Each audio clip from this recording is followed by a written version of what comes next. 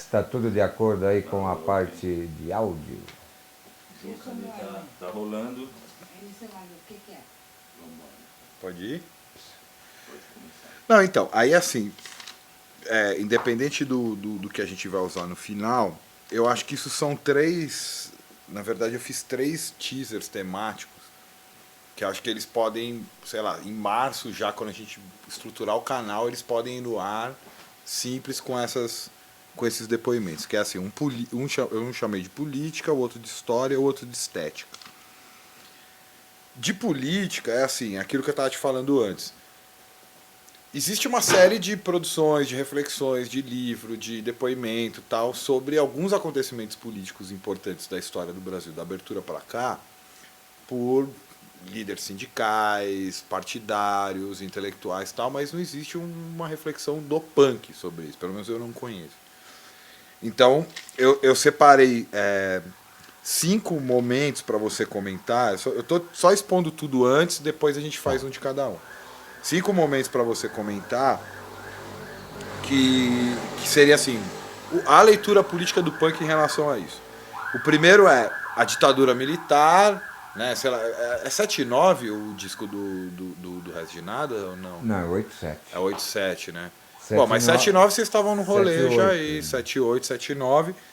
Então, você tem todo um processo que o punk emerge já no que se chamou de abertura lenta, gradual e segura, que é com a Lei de Anistia de 79, mas especialmente com o punk já consolidado como movimento, e 85 as diretas já. Então, o que foi o punk nessa relação? Ditadura militar, diretas já. A segunda, um pouco na sequência disso, é o 1º de maio e as relações com o próprio Partido dos Trabalhadores, aí já fundado, legal. e as centrais sindicais. Isso é final dos 80. Final dos 80. Aí a abertura dos 90, com o Fora Collor, as organizações estudantis e os partidos de novo aí, né? Tanto o PT como os outros. Mais perto da gente, o zapatismo, o comitê, mas especialmente o movimento antiglobalização, né? Já tinha quebra-quebra naquele momento, mas a imprensa brasileira, por exemplo, não conhecia um fenômeno exportado chamado Black Bloc. É até engraçado no vídeo que a gente acabou de ver, que é assim, tem uma coisa que é artigo de exportação, tem uma coisa que já existia aqui. Os punks já quebravam tudo naquele momento, só não tinha esse nome. E finalmente, que é o mote do presente da nossa conversa, que é as Jornadas de Junho. Então, esse ponto político lidaria com diretas já, 1º de maio, PT e centrais sindicais, Fora Collor, organizações estudantis e partidos, zapatismo, movimento antiglobalização e as Jornadas de Junho. O segundo, que é o História aqui, ele se confunde um pouco a história do Ariel Invasor com a história da própria política brasileira. Então, suas relações com organizações políticas, tudo que você estava falando um pouco antes, tal, né? A busca por esse lugar dentro de um escopo que é a esquerda, e hoje você já diz como além da esquerda e da direita, né? Então, sei lá, algumas letras do Resto de Nada, como Esperança de Liberdade, sua relação com o trotskismo, o próprio ódio, né? Nós vamos derrubá-los com martelos e foices. Né? Tem essa coisa explícita. Sim. Que eu acho que, assim, não sei se é o caso de você comentar, tal, mas é uma diferença muito grande na minha leitura dentro do punk. Né? O punk tem uma coisa muito legal, que é essa coisa visceral, essa revolta visceral, que não tem muita explicação, mas acho que os anos 80 tiveram 2 bandas que trabalharam isso melhor do ponto de vista intelectual, o Resto de Nada e o Cólera. Pelo menos na minha leitura, você pega o Olho Seco, Raso de Porão, mesmo Inocentes. O Inocentes tem umas letras mais trabalhadas, mas o Inocentes era muito mais ligado à cultura punk propriamente dita. Pelo menos na minha leitura, quem vaza o punk do ponto de vista político é o Resto de Nada e o Cólera. E 2 situações diferentes, né? Não, e de maneiras completamente diferentes. O Resto de Nada com uma postura política muito combativa, revolucionária, e o Cólera mais pacifista, introduzindo ambientalista, introduzindo questões que só vão aparecer muito tempo depois, como ecologia, homossexualismo e assim por diante. Eu falava pro Redson, nós temos bandas muito diferentes, Invasores, mas elas elas não se afastam, Não elas, se excluem, elas se completam. Eu também acho. Porque vocês falam de uma coisa e nós falamos de outra. Então, Eu acho que assim, aí é uma leitura meio minha, assim. O pensamento punk está nessas duas bandas. O resto é assim, tem a sua. Claro, não tô diminuindo, entenda? Não tô diminuindo a importância das outras, mas assim, se um dia você tiver falar, bom, tem duas coisas que alguém precisa ouvir para entender o que é o punk no Brasil. É o Resto de Nada, o vinil clássico e o Pela Paz em Todo Mundo. São dois discos, para mim, meio marcantes. Tente mudar assim. amanhã. Tente mudar. Não, Tente Mudar Amanhã, é verdade. Tente Mudar Amanhã, que é a própria música, né? É. Tente mudar amanhã. E aí o último ponto, que é o estética, que aí assim, é bem para você falar segundo as suas concepções, independente do punk e tal, que é. Como você vê a relação entre política e cultura? Você é um cara que sempre articulou esses dois campos.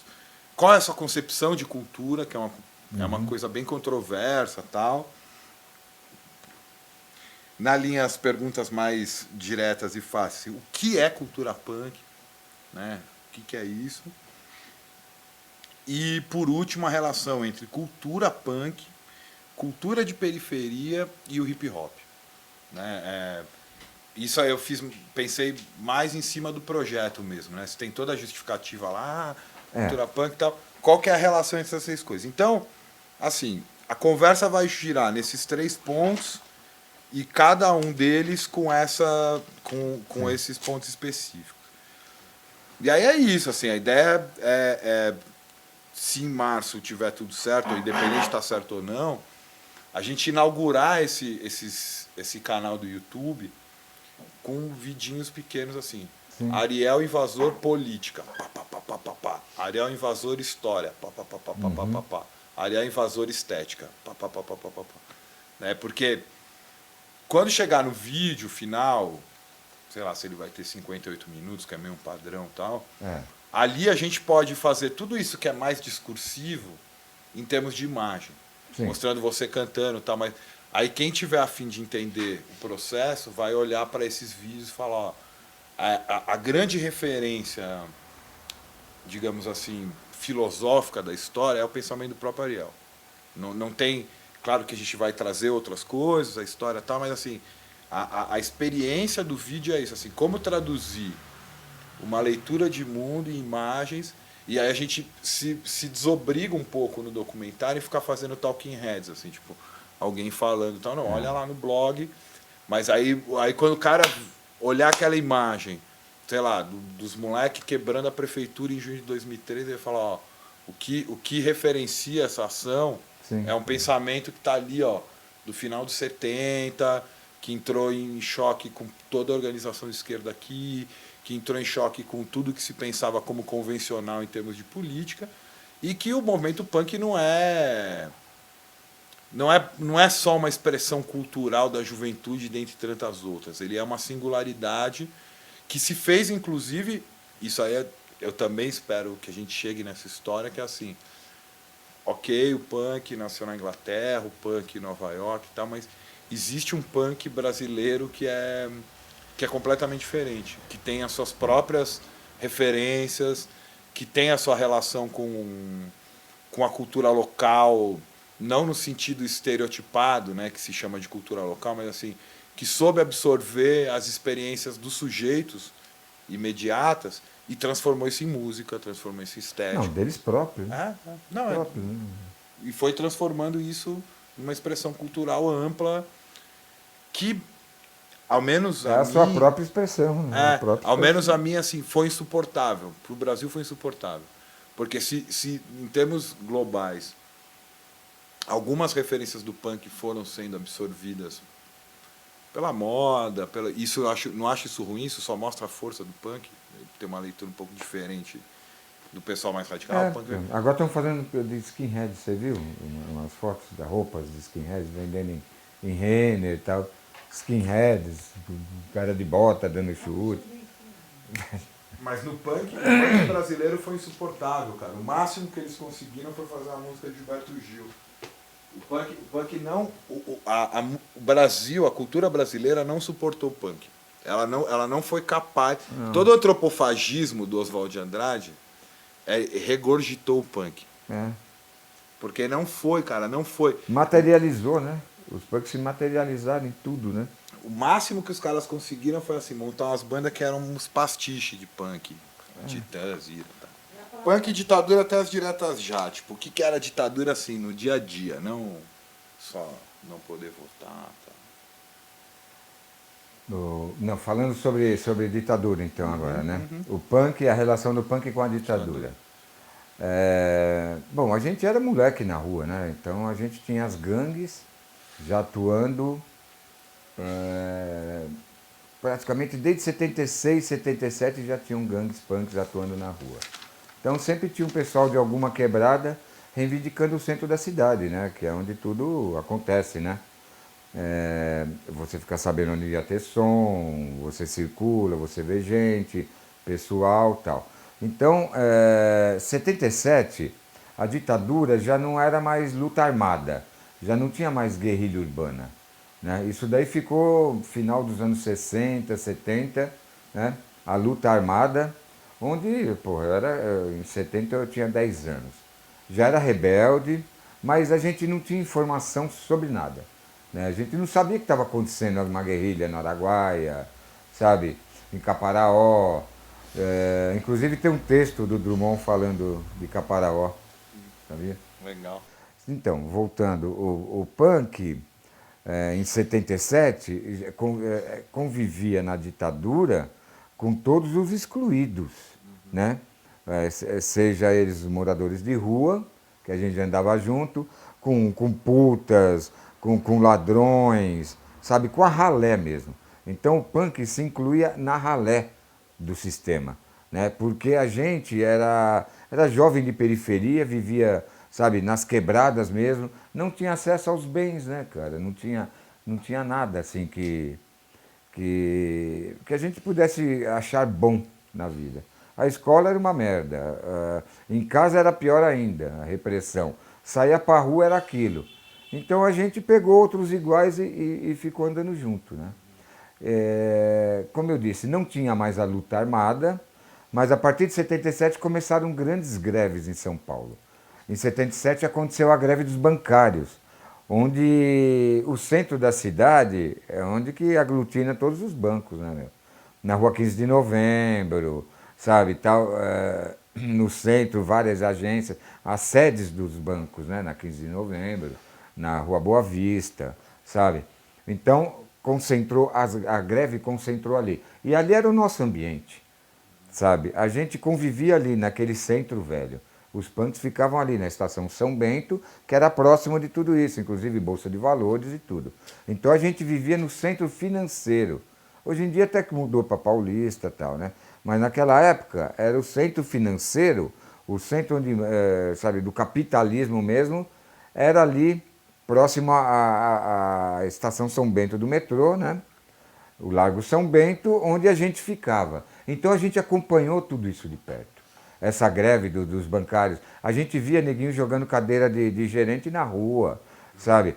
E a repressão vindo em cima. Naquele tempo com muito cavalo, né? Cavalaria e tal, né? Era o tempo que a gente viu os caras jogar bolinha de gude, né? Para os cavalos caírem, sabe? Então a gente participava quebrando tudo, por exemplo. A gente era um black bloc dos caras. Antes, né? Do Black Bloc. Antes do Black Bloc. E participava junto, aí saía quebrando loja, sabe? Como tinha muito cara malandro dentro do punk, muito cara esperto pela natureza, de onde que ele vinha, sabe? Por tudo, né? A sua concepção de vida ali no subúrbio, na miséria, sabe? Você tem que ser esperto, cara. Era uma juventude esperta. Então a gente quebrava e roubava mesmo as lojas, sabe? Pegava relógio, pegava uma porrada de coisa. Correntinha de ouro, né? Que era muito, na época, assim, tinha um comércio muito bom, né? Da correntinha de ouro. Então, assim, a gente participou como uma linha de frente, mas não diretamente ligado com a política, sabe? A gente, como assim, pessoal de rua mesmo, sabe? Agentes de rua mesmo, que estavam ali reivindicando a nossa parte da cidade, sabe? A nossa rebeldia estava presente em estar ali, sabe? Porque chocava, a gente não podia andar, era uma repressão brava, apesar de não ter mais a luta armada e tal, mas era uma repressão brava. E os punks eram um alvo, né? Os caras não entendiam, na verdade, o que queria o punk, né? Por que aqueles jovens estavam ali falando sobre coisas que eles não tinham aprendido na escola, sabe? Que não era aquilo que eles tinham ensinado. Como que a gente sabia de tanta coisa? Como que a gente sabia de política internacional, sabe? Sabia que estava acontecendo uma guerra nuclear, uma guerra fria, e que os caras eram muito preocupados com a guerra nuclear lá fora, sabe? E como que vocês ficavam sabendo disso? Através de troca de zines, sabe? Zine era carta, não tinha internet, não tinha telefone, não tinha nada, era carta, sabe? Tinha um pessoal, por exemplo, o pessoal da Carolina, né? O pessoal que fazia o fanzine SP Punk, né? Que era América, Legare, eu, Clemente, o pessoal do Inocentes da época, né? Já tinha correspondência com o pessoal da Finlândia, sabe? Já tinha correspondência com o pessoal da Inglaterra, sabe? Muitos com os Estados Unidos, que se correspondia até com o Gelo Biafra, que é uma cabeça pensante também, lá fora. Os caras já tinham um contato, já tinham umas ideias. Então a gente sabia dessas coisas, sabe? E a gente passava o que acontecia aqui também, sabe? E os caras até punham em suas letras lá fora, e a gente punha a situação dos caras nas nossas letras aqui.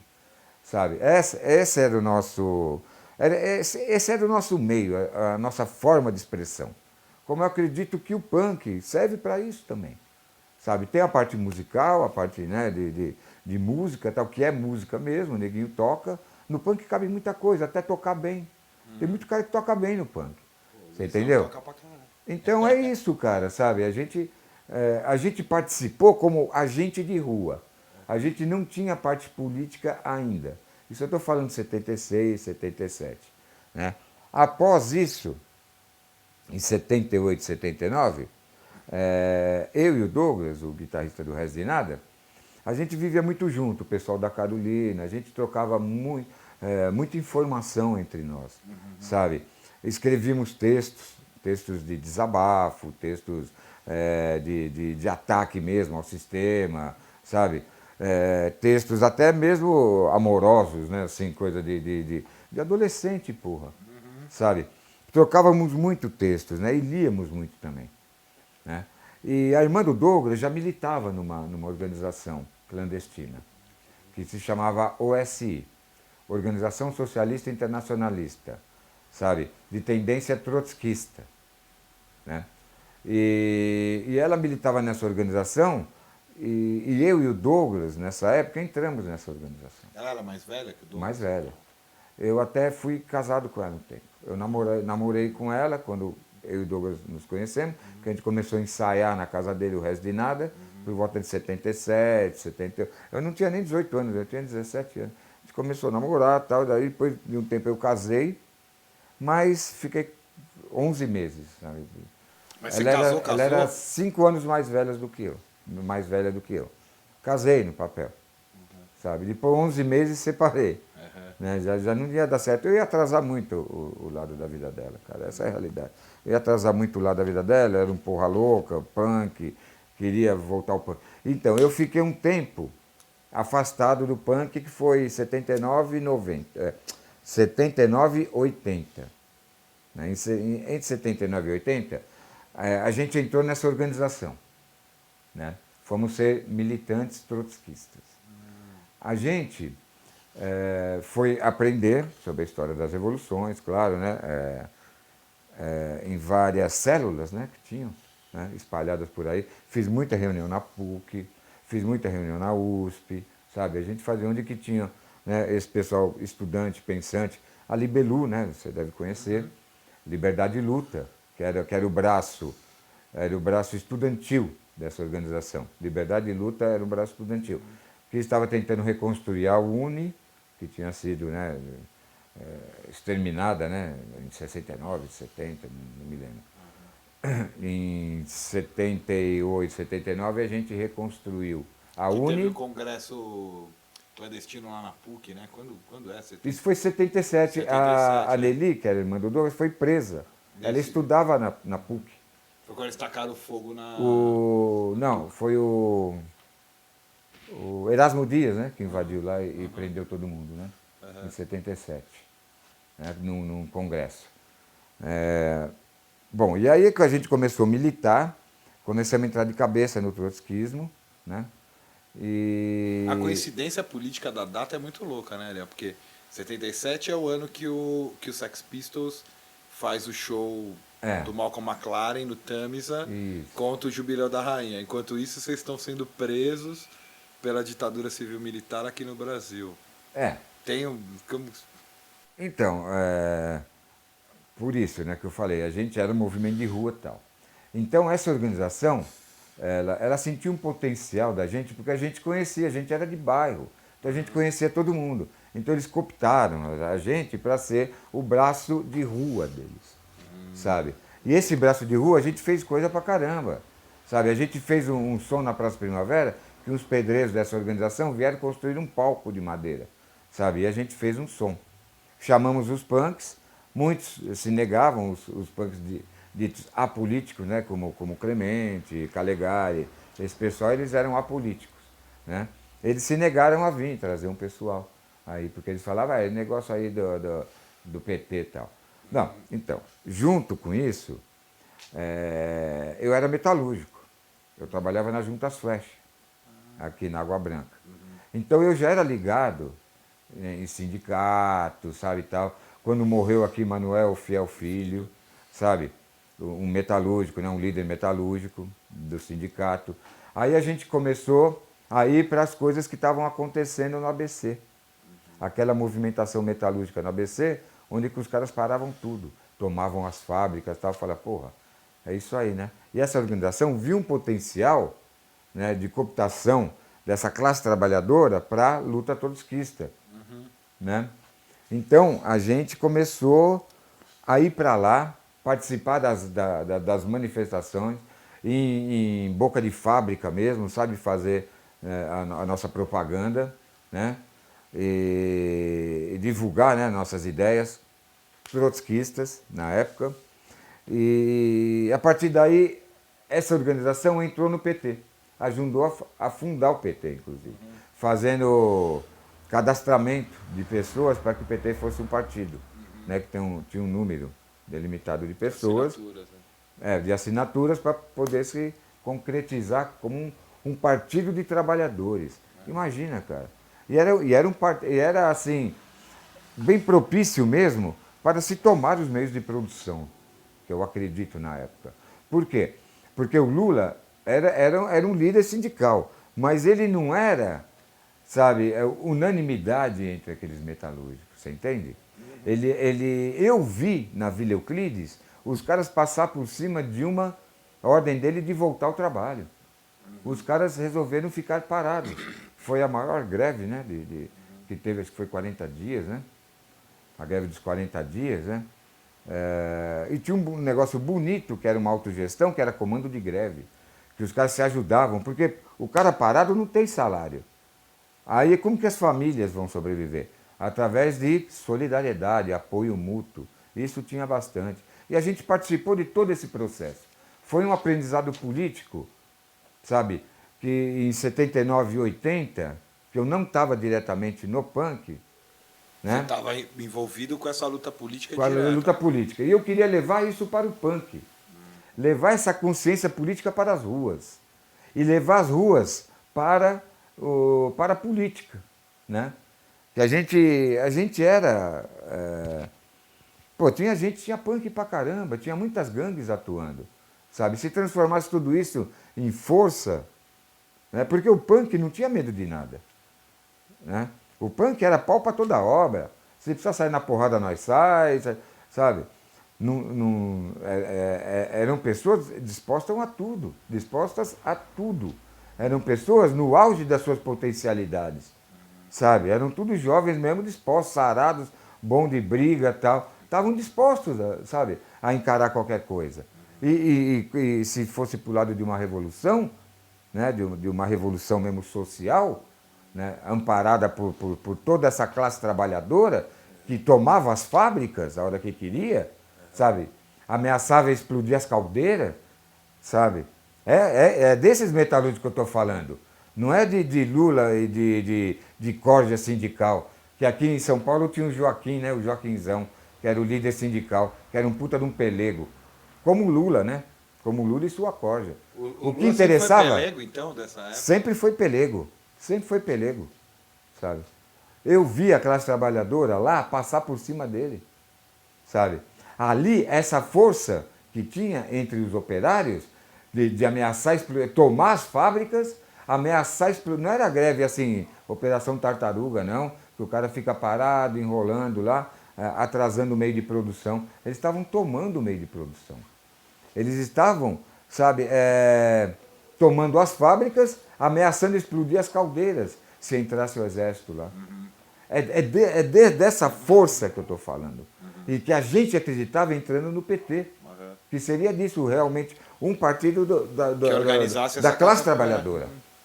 Entendeu? E como que veio a desilusão disso? Tipo, como que você viu que, bom, isso aí não era o caminho, que a burocracia sindical estava tomando conta, porque 80 os caras fundam o PT, em cima de organizações bastante diversas entre si.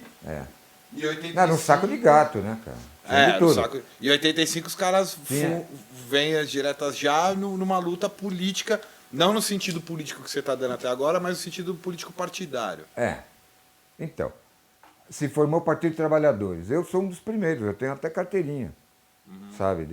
Eu fui um dos fundadores, fui de porta em porta para conseguir assinatura de filiação, sabe? A gente achava que esses trabalhadores iam ser muito representativos para a luta que a gente estava imaginando, né? Mas aí é o seguinte, nesse tempo a gente não tinha literatura, a gente não conhecia. Eu fui em diversos congressos, sabe, na USP e tal, para a reconstrução da UNE, da UBS, fiz banquinha de urna no Colégio Riguini, aqui perto, para que a UBS fosse, né, uma associação de novo, né, dos estudantes, né? Fiz palestras em escolas, sabe, né? Então a gente acreditava, né, que o trotskismo era aquilo. Bom, o trotskismo... Você tinha o quê? 17, 18 anos? 17, 18 anos. O trotskismo, para mim, quando eu comecei a ler sobre Trotsky, eu vi que é o seguinte, ele tinha uma ideia diferente, por exemplo, de Stalin, de Lenin. Ele era um cara que ele queria, primeiro, a revolução permanente. Isso já me encantava, a revolução permanente. Que, por exemplo, Stalin e Lenin não tinham, eles queriam que fosse na Rússia, na União Soviética da época e pronto, sabe? Está feita a nossa revolução aqui.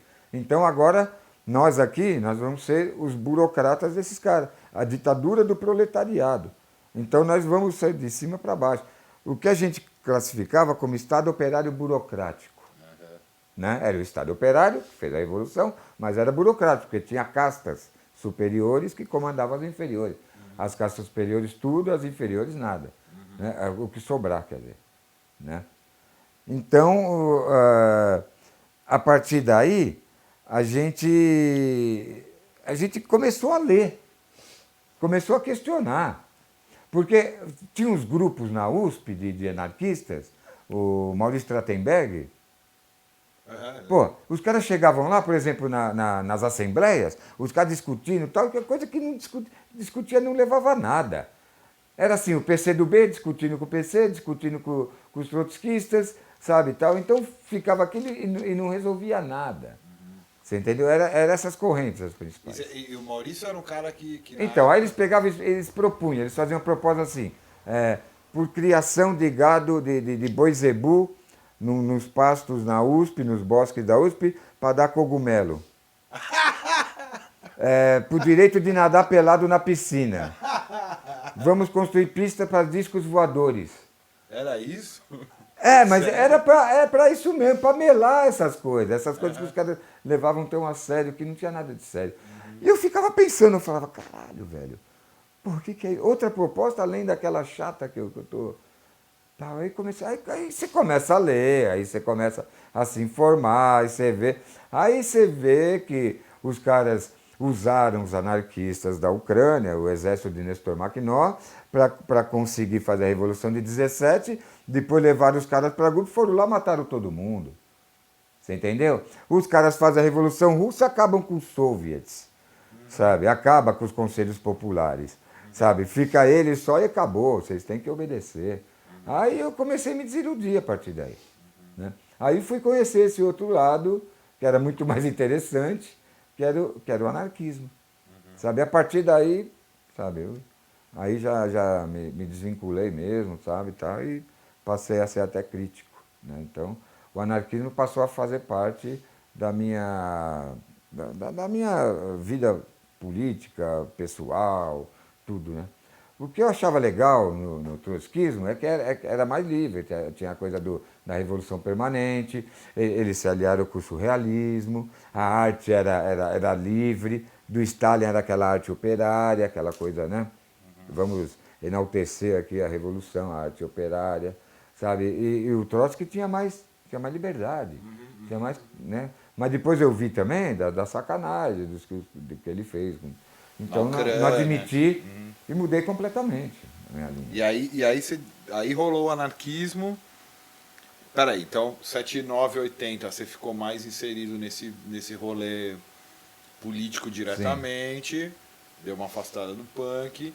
Aí Mas sempre, sempre sempre próximo, ligado, com Douglas. claro. Aí você vê as limitações políticas dessa organização operária. Sim, centralismo mais democrático. mais centralista e tal, desperta para o anarquismo e retorna ao punk, é isso? Quer dizer, Sim. retorna, você nunca saiu, mas... Sim. Não, então, aí a partir daí eu já estava no Inocentes, né? Porque o Resto de Nada foi 79 e 80. Depois fizemos Desequilíbrio, a banda, né? Isso tudo estando militando. Em 82 eu já entrei no Inocentes, aí eu já deixei de lado, né, mais essa parte. Né, O show da Pompeia é você, né? E já era eu, no começo Fim do Mundo era eu. E o Resto de Nada tá parado? O Resto de Nada parou, acabou. Por isso que ele não tocou Acabou. no começo. É, por isso que não tocou. Acabou em 80. Né?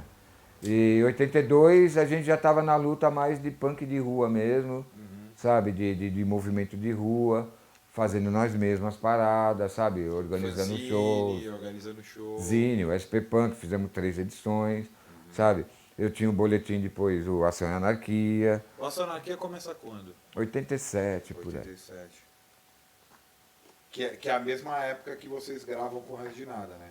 Que é a mesma época que o Resto de Nada retorna para deixar um registro, porque a gente não tinha nada, né, cara? Então a gente falou, vamos deixar um registro pelo menos das músicas. Então voltou a formação original, né? Eu, o Clemente, o Charles e o Douglas, para fazer esse registro, alguns shows e acabar, né, cara? Cada um tava Na época da mobilização grande, que aí teve uma comoção do caralho, com artista, com jogador de futebol, das diretas já, o punk tava... Porque assim, 82 foi aquele escândalo, né? Aí a literatura toda, o jornalismo registra que 82, o começo do Fim do Mundo foi um escândalo para a cidade de São Paulo. Sim. E... Reuni 20 bandas punks, assim, mais de 4 ou 5 mil punks juntos ali. Assusta, né, cara? E aí, em 85, coroou o processo de abertura. E aí, como que tá o punk? Porque, se eu não tô enganado, 87, você grava com o Resto de Nada, o Invasores de Cérebro, o quê? 88 ou 89? 88. 88, né? A partir de 85, a gente se engaja definitivamente na luta anarquista. Por quê? Porque não tinha mais banda, não tinha banda tocando em São Paulo mais, não tinha mais um movimento de rua. Cada um ficou na sua quebrada. Porque tava muito foda pra punk, a perseguição policial, a perseguição da sociedade. Ninguém quase mais nem andava de visual, sabe? Em 85 a rua tava foda. Tava foda, sabe? Tava insuportável, você não conseguia andar na rua. Você não tomava, sem tomar uma geral, sem encontrar com gangues já neonazistas que já estavam começando. Foi a partir daí que começou o neonazismo. Até as gangues skinheads de 82, 83 e tal, 84 não tinha conotação nazista. Era uma gangue a mais. Era uma gangue a mais, do subúrbio todo. Né? Então, eram carecas do subúrbio, sabe? Então, era a parte mais rude das ruas. Né? Os skinheads, os caras que... Né? Então, não tinha conotação política. Não- Então, peraí, só para entender, 82, do ponto de vista assim da cidade, da opinião pública, foi o auge e a queda, então, assim, quer dizer, Foi. o jornalismo Teve começa uma a olhar matéria, pro punk, teve uma contar matéria pro no punk. Fantástico, no começo de 83, né, depois do começo do fim do mundo, que foi em novembro, que descascou os punks, acabou com os punks, literalmente. E depois disso é que, depois dessa matéria da senhora Silvia Popovic, muito punk foi mandado embora de casa, por causa dessa matéria, que associava punk com lixo, com coisa podre, sabe? Muita gente foi mandada embora do trampo, sabe? Perdeu emprego por causa dessa matéria. Então ficou uma caça às bruxas, né? Porra, não teve violência no começo do fim do mundo, a não ser a policial. A polícia foi que praticou a violência ali. Você entendeu? Mais de 4 mil, 5 mil punks ali, sabe? Pronto para tudo no auge. É muito volátil, né? Pode qualquer hora explodir, cara. Sabe? Mas não explodiu, ficou ali, ficou, sabe? Uma ameaça de briga, uma coisa, uns tapas aqui e ali, isso, porra. E vocês Isso foram acontece. invasores no momento que assim, então de deserto. Sim, então, aí de 85 e tal, quando começou o Caso Direto, a gente começou a atuar realmente como anarquista. Eu não Então a lembro gente agora fez data, contra o Collor, o impeachment. mas aí já é 92. Não, Mas antes. antes assim, eu não lembro de quando é a abertura do Centro de Oi? Cultura Social. É 85 também, não é? lembro, também não Vocês lembro. chegaram a frequentar lá no centro? Sim, a gente ia. Jaime Então, Cubeiro, Martinez. 85 começamos aí. Aí depois começou a ter os 1º de maio na Praça da Sé, Ah, isso é. 7 de setembro, né, que saíam os militares na rua ali na Tiradentes. A gente brigava com o TFP. E os caras vinham pra cima. Os caras vinham armados, velho. Porque é extrema-direita, sabe? Aí a gente começou a frequentar, né, o Centro de Cultura Social, né, para ver qual é que era, tal, para se integrar mesmo. Era eu, Zorro, a Tina, na época, o Kuga, né?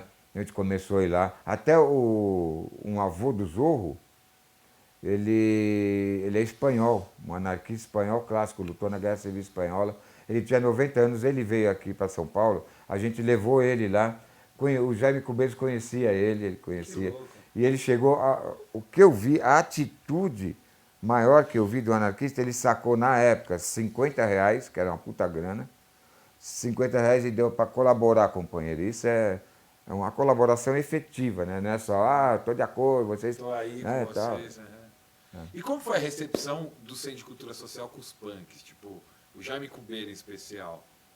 Então, eles são aqueles punks teóricos, né, cara? Eles são os punks que viveram experiências, né? O Jaime Cubeiros viveu em comunidade anarquista, né? Acho que em Mogi, parece. É engraçado, você deu uma falha agora muito, muito interessante. Você chamou o Jaime de punk. Ele tinha essa relação tão grande com os punks. O quê? Não, porque eu falei como era a relação com o CCS e o Jaime Cubeiro. Você falou, eles eram os punks teóricos. O Jaime Cubeiro, ele tinha essa relação com o punk mesmo? Ele era... Então, eles estavam ali mais para contar as histórias, né? Aham. Eu acho que mais para dar teoria, base teórica. Os punks que estavam E era isso que os punks estavam buscando. Aham. Você Legal. entendeu? Porque por mais que você leia um livro e tal, quando você escuta os caras que viveram a coisa, que vivenciam a coisa, porque os caras viviam isso o dia inteiro. Quem opta pelo anarquismo é pela vida, cara. É pela vida. Então ele não dissocia, sabe? Ah, não, como vai? Vamos supor, um professor que ele tem lá que dá uma aula e tal. Não, ele vai falar da experiência dele, daquilo que ele viveu, dos companheiros dele, sabe? É isso, ele vai falar sobre vivência. E era isso que os punks estavam querendo, saber dessas vivências, né? Então a gente estava mais ali como aluno mesmo, como cara interessado em aprender. E essa é a relação que eles tinham com a gente, sabe? E os primeiros de maio, como aluno. que era? Com CUT, com Então, PDA já? aí já é mais pro final dos anos 80, Aham. quando a gente, na verdade, começou Invasores para retomar o punk para as ruas de São Paulo, sabe? Porque desde 84 não acontecia nada. Então ficou uns 5 anos num vácuo, sabe? Cada um na sua quebrada, dando som de fita, que eu fiz vários, né? Aí o pessoal circulava, vinha tal, nos sons e tal, mas não mais ocupava o centro da cidade. Não ocupava mais as ruas. E o centro era importante para os Sim, punks. claro. Os punks não queriam ficar na periferia, eles queriam o Não, centro. queria ir para o centro, sabe? Porque ali estavam as lojas de discos, ali estavam onde você ia para o rolê, onde que ia ter um som, onde que ia ter, né? Então ali era a conjunção de tudo, né? Como é que chama mesmo? O foco mesmo. A confluência, confluência de tudo. Das várias quebradas, os punks saíam das quebradas para pegar o centro. Então, em 88, a gente retoma, a gente começou, tinha um Aeroanta, a gente fez amizade com os caras lá, demos vários sons lá, trouxemos o Cólera de novo para a banca, era a primeira vez que eles voltaram a tocar, sabe? Então já fechamos lá com várias bandas, tinha Coiote Maldito, que era extremamente anarquista, Mala Velha também, que era ligado com os anarquistas, e junto a gente estava tentando reconstruir a COB, que tinha o Morelli. Morel. O José Carlos Morel, isso, né? Que era da COB e da CUT. Isso. Eram filhos. Ele viajava, ele ia lá para fora, trazia informação e tal, quer dizer, e a gente fez muita luta junto. Porque ele morreu. Morel? Né? Ah, então Morelli. Morel é filho? Morelli. Morelli. Morelli. Mas como é que era o nome dele? Não lembro agora. Mas era o Morelli e trazia essas bases teóricas também para a gente fez muita luta junto, né? Como aquela vez da Cosipa, que a gente foi até Santos, colocar a situação dos caras que tinham sido demitidos, né? Depois de um tempo eles acabaram sendo admitidos, né? Novamente. É nessa época também que dentro do punk tem uma cisão, não sei se é uma cisão, mas enfim, começa a surgir os anarcopunk também? Pois é. Foi até em casa, cara, em reuniões para reconstrução da COB. Né? Começou a juntar vários grupos, tal, tava Nenê Altro, tava o Valo Velho, o Ivan, sabe, o Morelli mesmo que estava aglutinando isso tudo. A partir daí, os caras foram para ser um lado mais, segundo eles, radical, né? Que eram os anarcopunks, né? Que eram os punks que iam dar um sentido anarquista mesmo para a coisa. Então eles foram lá e fizeram um grupo entre eles, mas era um grupo muito fechado, sabe, parecia, sabe, clube do Bolinha. Então ficou aquela coisa. E começaram a ter certas ideias distorcidas, colocaram umas lutas ali que não cabia, como a questão da homossexualidade. Eu acho que é o seguinte, essas lutas específicas, a gente não precisa levar no contexto geral. Isso já faz parte, já está entranhado. É claro que a gente vai lutar pelo direito de todo mundo, dos homossexuais, dos negros, das mulheres, sabe? Isso já está implícito, né, na gente. Não tem que sabe? E os caras não, achavam que mesmo os heterossexuais tinham que ficar dando beijo na boca do outro, para se colocar como pelos direitos, né, dos homossexuais, essas coisas. Eu falei, porra, para eu ser pelo direito dos negros, eu vou ter que me pintar de negro? Não, a gente já sabe, a gente já... Mas isso deu tudo treta isso é uma questão. no meio punk, ou não? Deu treta, eles são sectários, né? Eles foram sectários naquele momento. Hoje em dia não, tem muitos caras deles que são pastores hoje em dia, você acredita? Não, isso eu sei. Mas na época como que foi? Teve essa cisão. Questão? E a única banda que eles consideravam era a nossa, era Ação Anarquia e Invasores de Cérebros. Sabe? Chamava a gente para fazer as coisas juntos, a gente tinha lutas em comum. Sabe? Foi nessa época, ou foi E mais teve os tarde, Picore. que teve os Picore, que foi uma treta Então. do caralho, ou não? Não teve treta. Não teve treta. Teve discussão pra caramba. Muita discussão. Eu mesmo discuti com eles pra caramba. Sabe? Discutia tudo. Eles iam falar das minhas influências. Vinha falar que MC5, estúdio e tal, não era interessante, não era punk. Né? Falava, pô, estão mexendo com as minhas influências, cara. Sabe? Eles são muito mais, eles quebraram muito mais regras do que toda a sua panfletagem aí. A sua panfletagem ficava entre vocês mesmo. Vocês não divulgam mais para ninguém. Sabe? E estavam parecendo, sabe, manguear, parecendo hippie, cara. Sabe? Comendo lixo na USP. Porra, cara, é isso que eu quero? Não. Eu acharia mais digno, então, roubar, meter o cano em alguém aí e pronto. No burguês aí, do que comer lixo, velho. Pare a dignidade do cara. Sabe? Não, por causa dessas questões. Essas questões. E aí, assim, em termos nacionais, já a abertura de 90 tem o Fora Collor, E a que gente engajado, claro. que era ainda uma coisa, é uma coisa hoje que a gente olha com mais Porque a calma. gente falava fora cola e fora todo mundo, né, cara? Tá, como que foi os punks aí? Porque assim, tinha aquela coisa meio estudante, classe Não, média, a bandeira gente- do Brasil. é. Teve treta, assim, queimar a bandeira do Brasil e gente ficar puta. Sim, o tempo todo, né, cara? A gente não entendia o que era aquele cara pintada. Cara pintada, cara. Sabe? E contra o Collor defender quem? Quem seria outra opção? Quem seria outra Itamar. opção? Não, Lula. O Lula. Uma vez chamaram a gente estava no clubinho, em 90, 91. Não sei se você lembra disso. Aí a Vera era ligada com o PT, não era? Tinha um núcleo do PT ali, até na rua do clubinho. De um cara que eu não lembro o nome agora, que era. Sabe? E convidaram a gente, os invasores, para tocar em Pinheiros. Ia ter um palco na rua lá tal. Então convidaram a gente para tocar lá. Aí foi nós e uma porrada de punk atrás. Né? Foi punk pra cacete. Chegamos lá, era um comício do Lula. Era um comício, sabe? Aí eu falei, porra, estão enganando a gente, comício do PT, velho. Aí chegamos, subimos em cima do palco e eu agradeci a organização do evento por chamar um grupo anarquista, por permitir que um grupo anarquista estivesse ali falando pelo voto nulo. Sabe? Ficaram putos que não tiraram a gente do palco, né, cara? Porque Imagina. vocês chamaram o voto nulo no meio de um comício do PT. E os caras, o que você acha do Collor? Né? É um filho da puta. Né? Aí do Lula, esperando que os militantes, do Lula, é Lula. Aí, um filho da puta igual, os punks gritavam, sabe? E os caras putos. E nós em cima do palco. E a gente em cima do palco e falava, a gente agradece a organização por permitir que nós venhamos aqui falar sobre o voto nulo. Uhum. Porque a gente prega o voto nulo, a gente não quer votar em ninguém, porque é tudo o discurso sobre o voto nulo. Aí assim, os anos 90... Então era assim, cara, a gente, sabe, é do tempo todo, a gente, como, imagina, punk e anarquista. São duas correntes que ninguém gosta. Nem o rock gosta do punk e rock, e nem uma organização de esquerda gosta de anarquismo.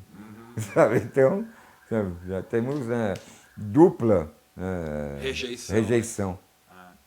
E aí os anos 90 foi uma década meio foda, né? Porque, sei lá, depois do Fora Collor e tal, a gente tem o governo PSDB, o professor, sociólogo, marxista, mas que vai fuder com um monte de coisa. E pelo menos para mim, não sei qual que é a sua leitura, do ponto de vista político, o Comitê Zapatista, um pouco antes do antiglobalização, isso já é 97. 94. 94 é o Zapatista. O comitê começa em 96, 97, se eu não me engano. Isso. E isso vem trazer um outro fôlego político para o punk, ou como que dá essa confluência aí? Eu lembro que você frequentava. Sim. O Comitê Zapatista nasceu nessa época mesmo, 96, 97, para colocar a situação dos índios mexicanos de Chiapas, né, para todo mundo. Né? Que os caras lá estavam sendo exterminados, assim, como você mata uma galinha, cara. Tá? E ainda, como os caras diziam lá, uma galinha é mais útil do que um índio. Né? Porque o índio é aquele cara, segundo eles, vagabundo, que só serve para vender o bagulhinho dele lá no centro, fica aí. Mas esse índio que existe, é um cara, existe na selva, e são muitos, não são mais porque os caras exterminam, os grupos paramilitares exterminam, eles não têm direito a nem o mais básico, eles não têm direito a assistência de saúde, de educação, não têm direito a nada. Eles são lumpen mesmo, eles não existem para o governo mexicano. Sabe? Eles têm que ser exterminados para ele. Sabe? Índio não vale nada. Uma galinha vale mais porque alimenta. O índio não. Sabe? Então, assim, a gente colocou a situação e viu no potencial dos dizeres dele, o subcomandante Marcos, que tomou a dianteira, né, para falar em nome dos índios, né? E eles colocam como subcomandante, porque comandantes são todas as lideranças indígenas, né? Colocar uma revolução intergaláctica, colocar uma coisa diferente. O cara é poeta, sabe? Tudo que ele falava, os textos dele, era escrito em forma de poesia, sabe? E era isso. O punk também fazia isso, sabe? Só que muito menos, né? E eles com uma puta causa. Uma causa assim globalizada realmente, a globalização da luta. Propondo a globalização da luta. E isso ninguém entendia. Nem se dizia esquerda, nem direita, nada. Era uma coisa diferente, uma coisa nova, sabe? Eles pegaram em armas, porque era necessário, foram para cima, tomaram várias cidades, vários municípios são autônomos, né? São vilas autônomas, né? Sabe? Eles conseguiram. Mas o governo põe grupos paramilitares, é auxiliado por Estados Unidos, tudo que arma os caras. Então, sabe, fica pequeno para os índios, mas Não, tem a resistência ainda, até hoje. E coloca uma coisa que, voltando pro começo da sua fala, que os punks já praticavam. Quer dizer, lá em 78, 79 e tal, vocês trocavam cartas, fanzines e tal. Quer dizer, já havia uma globalização, se é que a gente pode chamar assim, da luta dos punks. O zapatismo na metade dos 90 vem recolocar isso e a adesão dos punks é Sim. quase Tanto imediata. que eles falam em punks, direto. Todos os discursos deles citam punk. E é muito louco, porque e vem no momento em que o punk, quer dizer, aí eu vou falar quase que pessoalmente, o punk se transformou em São Paulo, assim. Ele retoma uma Não, centralidade. então, aí já tinha anarcopunk, aí já tinha Stray Edge, que é uma outra corrente, O que você acha dos que é a corrente Stray do Edge, bem, né? A do ponto de corrente vista do bem. político? O que você acha Então, dos falando Stray sobre o comitê, falando sobre Stray Edge e sobre esse comitê zapatista, né? Esse comitê era um saco de gato, né, cara? Tinha de tudo, velho. Tinha de tudo. Tinha punk, tinha anarcopunk, tinha Stray Edge, né, que é uma corrente assim mais, sabe? São os caras que não bebem, não se drogam, eles só fazem sexo com amor para casar, sabe? Então, para mim é uma doutrina, né, cara? É uma coisa, né? São vegetarianos, muitos veganos, né? Não admite nenhum tipo de uso de animal, nem na sua alimentação, nem no seu vestiário, nem nada. Tal. Quer dizer, tem coisas positivas. Mas, assim, é um passo também para um outro tipo de extremismo, aí, porque os caras são muito corretos, eles escovam o dente todo dia, eles, sabe, eles são asseados e tal. Então, isso remete a uma outra manifestação também que a gente conhece muito bem. Né? Diga. Mais ligada assim à direita mesmo, que são grupos fascistas, neonazistas. Isso para mim olha, é um passo, cara. Se não é o mesmo, um lado da mesma moeda, sabe? O outro lado da mesma Mesmo moeda. próximo do que se chama de esquerda, É. há uma concepção estética. Mas não são de vida esquerda, que não tem esquerda ali. Não tem. Até num debate mesmo no Comitê Zapatista, eu discuti com um cara, eu falei, vocês são pequenos burgueses. Aí eles falaram assim, não, nós somos burgueses mesmo. Opa! Sabe, se assumiram e tal. Então, colocando sobre o Comitê Zapatista, tinha punks, anarcopunks, Stray Edge, tinha comunistas, tinha socialistas, tinha anarquistas, tinha o pessoal lá da USP, lá da corrente do Magno lá, que também acho que é trotskista. Sintusp. Do Sintusp, estava o pessoal de lá. Tinha MST, tinha até um deputado do PT, tinha Frei, né? Tinha pessoal que fazia ponte, que estava sempre indo para o México e voltando, pessoal de outros países, né? Eles estavam juntos nesse comitê, né? Então, fazendo assim uma paródia sobre tudo. Então, tinha... Um dia, a gente... era fora deliberar, era muito foda, sabe? Onde tem Era comunista, mais um onde tem fórum todo... do que- Era o pessoal discutia para ver o que ia discutir na outra reunião. Era chato. Você entendeu? Ficou um negócio vazio. E nós somos de ação. Então nós cobrávamos ação. Falava, e aí, meu? Quando que a gente vai fazer alguma coisa mesmo, sabe, tal? Aí tinha tido um massacre lá, né? Os grupos paramilitares massacraram uma porrada de índio lá. Então vamos levar uma carta no Consulado do México. do Consulado do México, que fica lá no Jardim. Isso é histórico. É uma travessa da Rebouças lá e tal, né?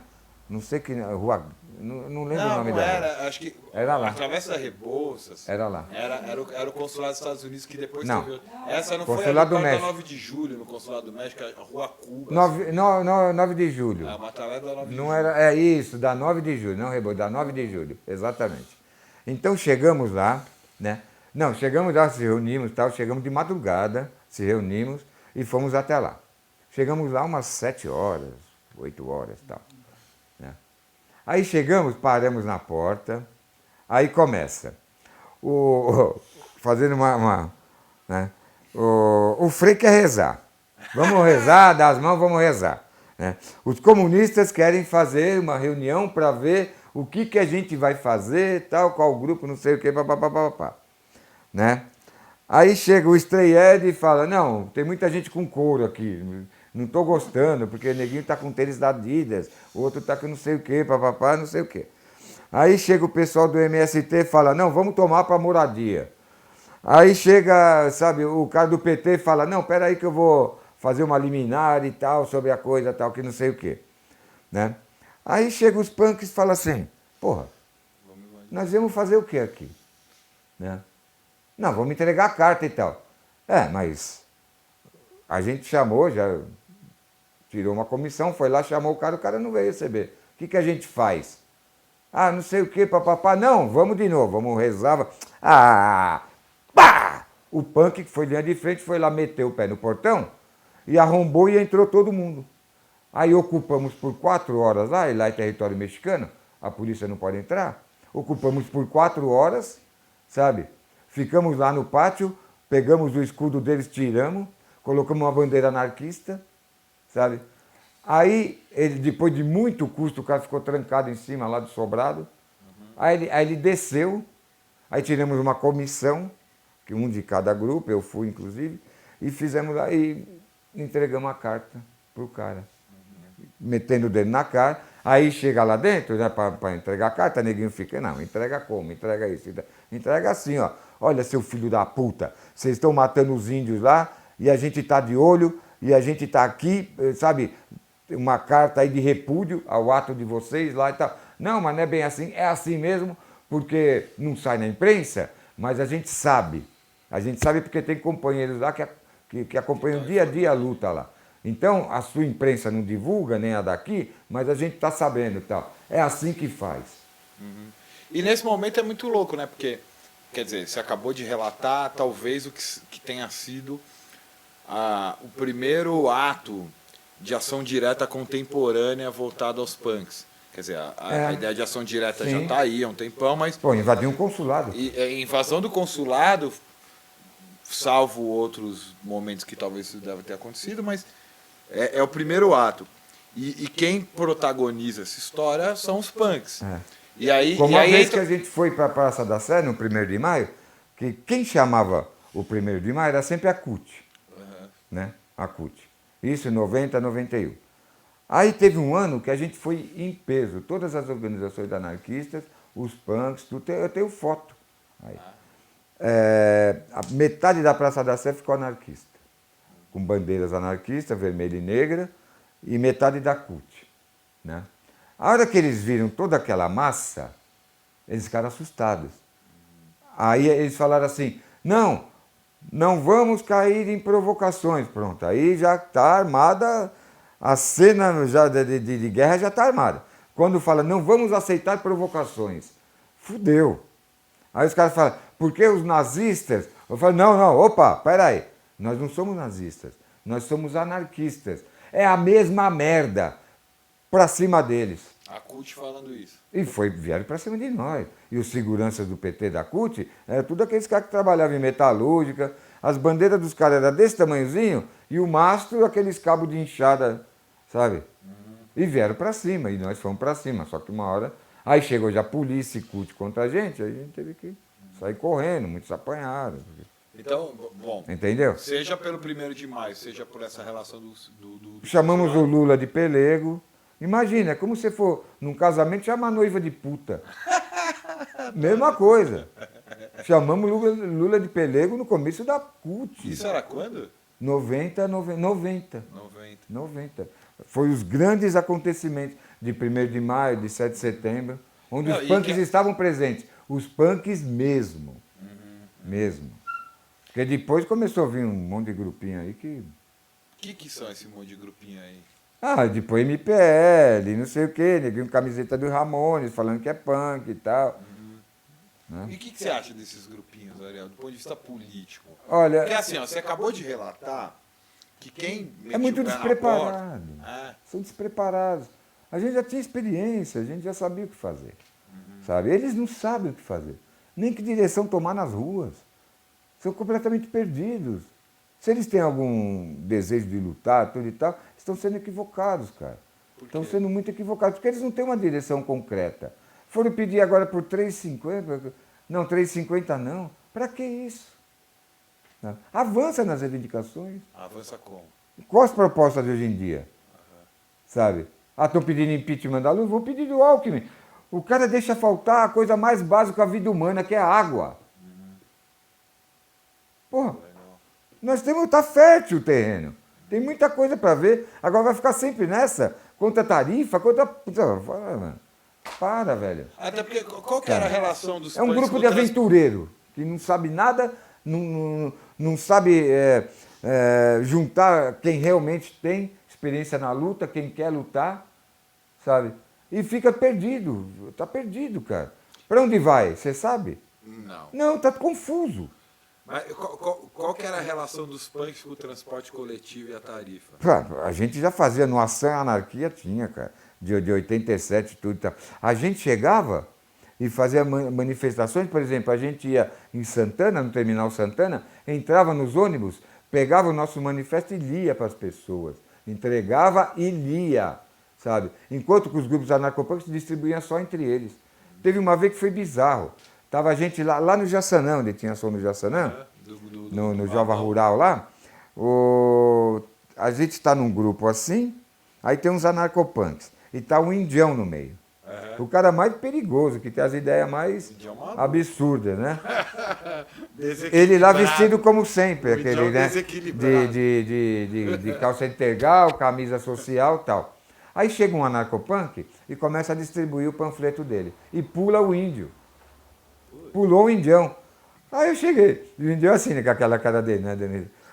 Aí eu falei, por que você não entregou pro cara aí, né? Ah, porque é o tiozinho aí, não vai entender o que está escrito aqui e tal. Eu falei, você sabe quem que ele é, maluco?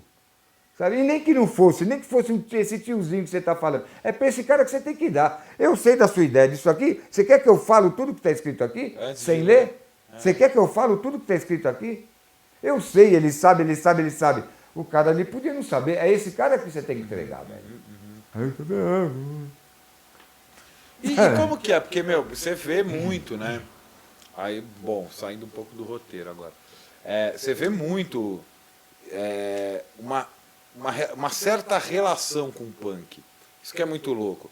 Porque nos anos 90, pelo menos até, sei lá, eu lembro da manifestação em 2000, em frente à Bovespa. Eu lembro 2001, eu acho que era o A20. Você tinha assim uma coisa que os punk eram os punk. Colava, tinha os punk. E os Era punk um eram os grupo, caras tinha da uma identidade confusão. ali. Era uma coisa assim. Os punk era da confusão. Recentemente, a última manifestação que eu fui contra a tarifa, eu vi um molequinho de uns 10 anos, que ele andava no meio da manifestação dizendo assim: cadê os punk? Cadê os punk? Como quem diz assim, Sim. cadê a confusão? Cadê a linha de frente e tal? Mas aí como que você vê essa relação? Porque agora você fez uma crítica que eu acho bastante interessante a um tipo de ação política de rua descolada dessa experiência do punk, que, pelo que você contou até agora, tá ali marcada desde 77, 78 e tal. Como que é isso? Essa coisa? Bom, vai lá quebrar banco, vai lá... Como que é isso para você, como um cara que viveu isso nas várias transformações? Porque os anos 90 vem trazer uma coisa, no meu ver, muito diferente do punk, que assim, ele vai juntar gente de lugares muito diferentes em torno do punk. Não é mais uma coisa assim do bairro e tal, mas, né, eu vejo eu mesmo, a experiência que eu tenho é assim, virar puta amigo do Theo, que era um cara da Zona Leste, Sim. com todas as meninas, Gabi, Lilian, que cresceram em Gianópolis, mas tinha uma coisa que a gente era punk. A gente não era daqui ou dali, a gente era punk. Sim. E essa falta que você chamou, né, essa falta de direção dessa ação unicamente contra a tarifa, tal. Como que é esse lance do ponto de vista político? Falta radicalidade, sabe? Falta incorporar radicalidade. Eles até são contra os black blocs agora, sabe? O que está acontecendo com o MPL, por exemplo? Se você for endurecer numa manifestação, eles vão contra você, sabe? Por quê? Qual a proposta? É de novo 20 centavos, 50 agora? Meu, o governo dividiu 50 centavos em duas vezes, dá 25 centavos cada vez. Eles estavam contra 20, foi 25, mais 25, 50. Deu de uma vez. Meu, é foda. E você vai entrar, você vai entrar de cabeça aí dando porrada toda, tomando porrada toda hora dos Robocop. Eles estão cada dia mais, sabe, preparados para a coisa. Esse grupo não. Sabe, fica aí, você vê, 50 centavos, 50 centavos. Olha, a minha proposta é autogestão. Se não tiver autogestão, para mim, não tem mais nada. É autogestão, a gente toma... Tudo bem, eu acho importante manifestações de... Mas se dissolveram. Hoje em dia, vai um cara falar contra o governo, que o cara é neonazista. Você vai fechar com o cara? Não. E tá ali junto, tá na rua com você, cara. Outro cara que tá lá por outros interesses, outro que tá por outros interesses. Não tem mais um ponto em comum, sabe? Você acha que o Então é o zapatismo seguinte, tinha produzido esse ponto em comum ou não? Sim, claro. A autogestão como punk, a gente aprendeu a fazer nós mesmos. A gente aprendeu a fazer a nossa música, os nossos discos, os nossos meios de divulgação, sãozinho, as cartas mesmo, qualquer coisa. Se a gente precisa mandar um sinal de fumaça, manda. Só para boicotar os caras. Mariel, Então, só repete toda essa fala aí. A gente produziu os nossos próprios discos e tal. Mesmo fluxo Pois de é. ideia, só finalizar a mesma ideia. Pode entrar nesse Eu acho que mesmo. a Autogestão é a sua eu acho que proposta. a lição, não a minha, eu acho que assim, a lição que o punk tem a acrescentar, né, a contribuição do punk em tudo isso, é a autogestão. Faça você mesmo. É a gente que produziu os nossos próprios discos, a gente produziu a nossa própria música, a gente mudou o conceito da música, cara. Não precisava mais entrar numa escola para aprender. A gente começou a gente mesmo fazer. Quem tinha mais aptidão, desenvolvia, quem não. Então a gente começou a fazer nossos discos, a nossa imprensa, que são os zines. A gente falava das coisas que a gente via que nenhum jornal, nenhuma revista iria falar. Eu, por exemplo, podia ver um texto seu lá, falando sobre o seu pensamento, que eu não ia ver mais em lugar nenhum. E você estava divulgando, eu estava vendo, outra pessoa ia ver, tal. Essa troca de informação entre nós, sabe? E para todo mundo. Né? E assim, o punk não estava mais em gueto, sabe? Ele podia se expressar já, assim, sabe? Não era mais que nem 84, 85, os caras reprimiam só pelo fato de você existir. Só pelo fato de não compreender o que você estava propondo, né? Que era diferente. Né? Então, sabe, a nossa contribuição era essa, seria essa. Mas os caras não aceitam, não aceitam. Então, a gente sai na rua, vem os caras para cima, você vai dar outra face? É que nem falava a máxima punk, né? Se você te der outra face, ninguém te corta com uma gilete. Sabe? Outra face o cacete, né? Então é para ir para cima. Se é para ir para cima, vamos para cima então. Mas não, peraí, vamos discutir, não é para ir para cima assim. Peraí, não sei o que e tal. A partir do momento que você senta o poder lá para discutir, cara, tá errado. Os caras já foram sentar lá. Sentaram lá e depois saíram dos gabinetes lá da Dilma. O que aconteceu? Foi todo mundo preso. Sabe? As principais lideranças da MPL foi tudo preso. Não sei daquelas sinistras que ela sendo procurada, não sei. Um monte de liderança foi tudo preso, e aí? Aí os caras, não, mas nós temos advogados, tá? Então você está fazendo o jogo dos caras. Nós não queremos fazer o jogo dos caras. Ou seja, o que o punk tem a dizer para os movimentos contemporâneos, assim, sentar sentar lá, né? Deixa eu só trocar a bateria aqui. Tá. Botar agora o Flávio e o Caio, eles são do grupo que fazem o audiovisual do MPL. Ah. Mostra Pô, lá então pros edita caras. aí, corta aí. Não, não, pelo contrário, assim, mostra lá pros caras E na outra também, naquela outra quinta-feira foi pior ainda. Onde nós se encontramos lá, né, eu e o Gordo. Lá foi pior, né, velho? Eu lembro até hoje, tentando pegar o telefone do Ariel. Aí eu olhei pro lado e falei, fudeu, mano, só bomba caindo. É. Chuva, caraca. Aí os caras corriam, né? Não corre não, não corre, não corre, não corre. Porque os caras não vêm, né? Eles só jogam aquela bomba que faz barulho. E, Ficam lá. né? Falei, não corre, não corre, não corre. Aí ninguém, volta. Vamos pra cima. Aí ameaçava os caras, jogar a bomba. A liderança é isso, velho. Lá naquele A20 lá que teve, né? Porra, cara. Nós salvamos o moleque lá, lembra no espelho d'água lá do Banco Não, Central? querido, senta, a gente senta o caralho. É, tá, senta, vai, velho. Não. Aí sentaram é madeirada neles, né? E nós atacando pedra nos caras, os caras distrair, os caras fugir, né? Pra fugir, foi isso mesmo. Aí o capitão lá, velho, não, vamos negociar? Então eu vou pôr uma faca no seu pescoço, porque você está tudo que esses Robocop apontando pra gente. Então, para negociar, eu ponho a faca no seu pescoço e negocia de igual para igual. Não, mas não é assim e tal. Não é assim. Como que você quer negociar, velho? Você tá armado até. Não, a negociação lá é assim. Eu negocio com você com um revólver em cima da mesa. Não tem negociação. Pois é, falei, negociação. Nós estamos na rua, vamos continuar e acabou. Esses são os termos. Né? Não é. Foda. Negocia. Voltamos então, né? Valendo. Vamos lá, ação direta, desobediência civil e as jornadas de junho. Pois é. Assim, o que aconteceu em junho de 2003 era tudo que a gente queria, cara. 2013. Era tudo que a gente queria. Era que as ruas se manifestassem, todo mundo saísse para as ruas, né? Para mesmo mostrar que não está contente, sabe? Mostrar que a situação tá foda, que todo mundo tem que fazer alguma coisa, tem que protestar. Senão todo mundo, os governantes acham que está tudo bem. E é fácil governar quando está tudo bem, né? Para eles, né? Oprimido. Então, se tem o choque, sabe? Aí eles recuam, como recuaram nos 20 centavos. Foi uma ação positiva, sabe? Mas isso já vinha sido, sabe, fomentado há muito tempo.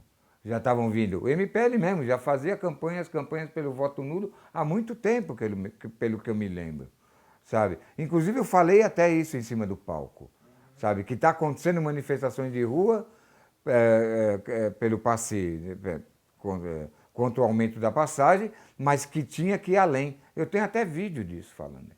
Eu em cima do palco falando isso, sabe? Antes de 2013, acho que 2009, por aí. Sabe? Então já vinha criando uma insatisfação geral contra tudo. A hora que decretaram o aumento de 20 centavos, explodiu. Explodiu, foi muito positivo, sabe? O povo na rua reivindicando os seus direitos, né? Então, houve o retrocesso do governo, né? Eles ouviram a reivindicação e voltaram atrás.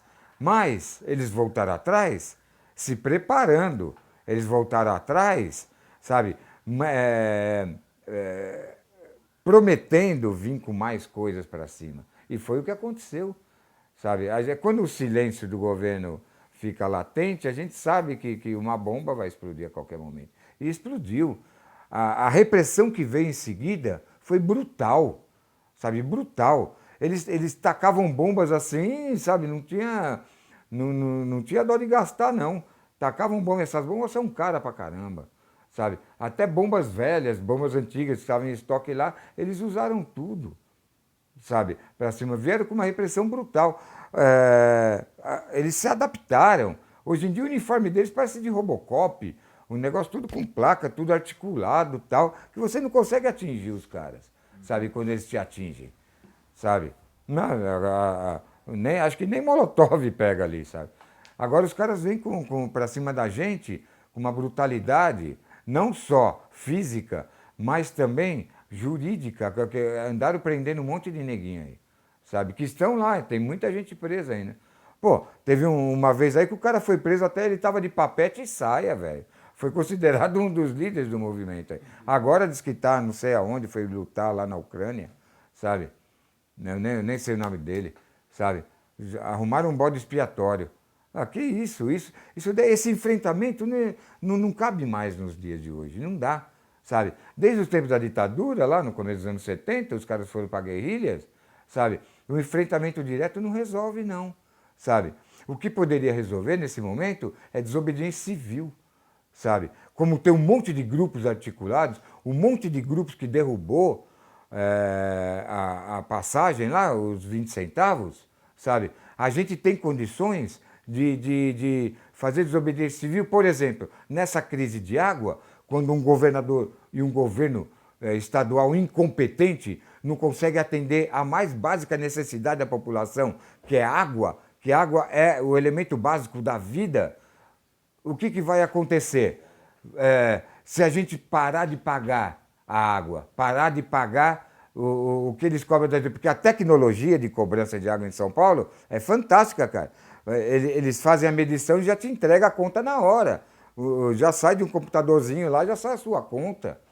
Meu, como que tem tecnologia para cobrança e para abastecer a população de água, eles deixaram desejando e ficam pagando lá os royalties para os caras que estão na Bolsa de Valores de Nova York, que são os acionistas da Sabesp hoje em dia.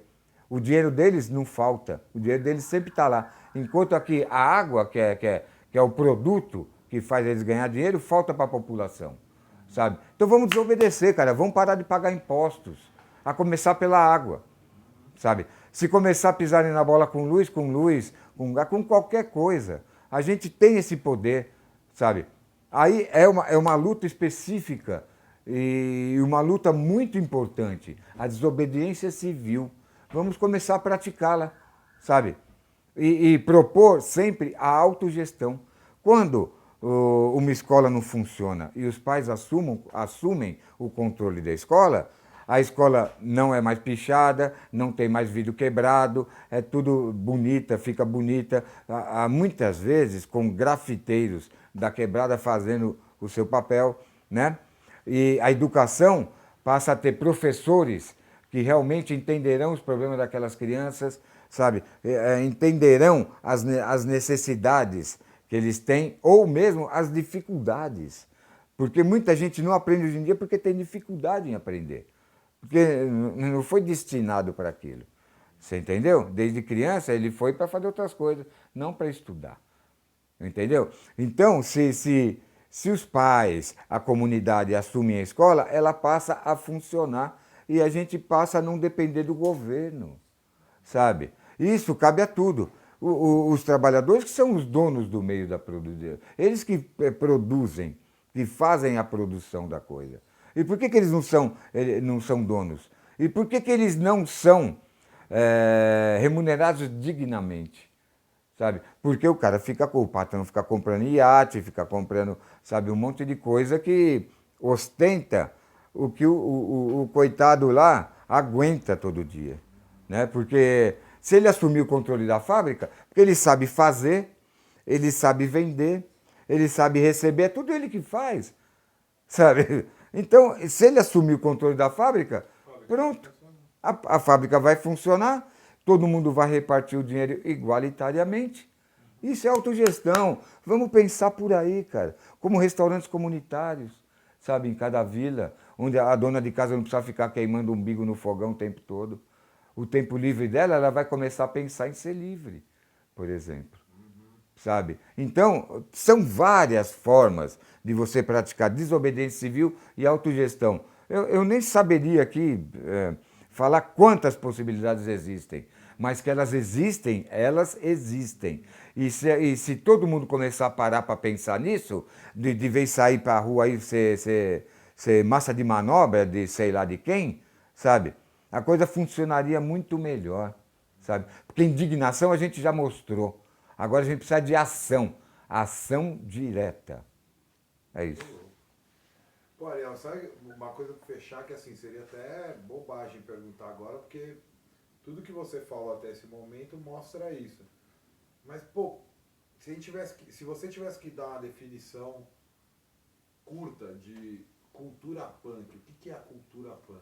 A cultura punk é uma cultura libertária, sabe? É uma cultura que procura identificar focos de problemas para poder falar em suas músicas, para colocar nos seus zines, sabe?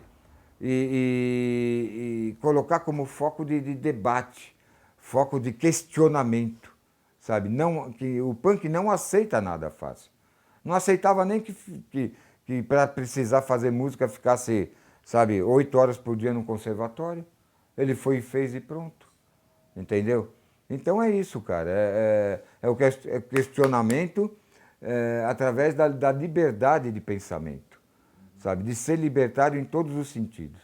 Isso, para mim, é o punk rock. Bom, né, Flavião? O Rafa já gravou muita coisa. Depois a gente 1h30 deu?